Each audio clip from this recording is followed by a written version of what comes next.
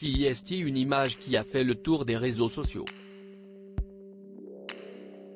Ce dimanche 9 avril, Rudy Gobert, le pivot français des Minnesota Timberwolves, frappait son coéquipier Kyle Anderson lors du dernier match de la saison régulière de NBA face aux New Orleans Pelicans.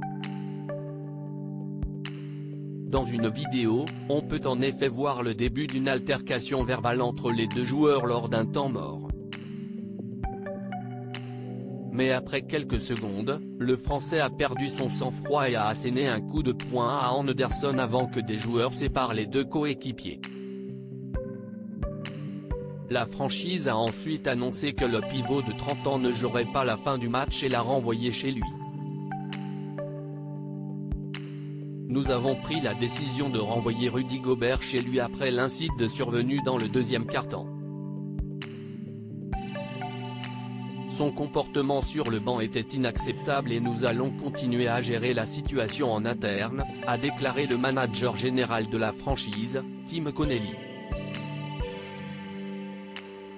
Rudy Gobert présente ses excuses quelques heures après cette altercation. Rudy Gobert est sorti du silence. Il a ainsi publié un message sur les réseaux sociaux pour présenter ses excuses. Les émotions ont eu raison de moi aujourd'hui. Je n'aurais pas dû réagir comme je l'ai fait, indépendamment de ce qui a été dit. Je tiens à m'excuser auprès des fans, de l'organisation et en particulier de Kyle, qui est quelqu'un que j'aime vraiment et que je respecte en tant que coéquipier, a-t-il écrit sur Twitter.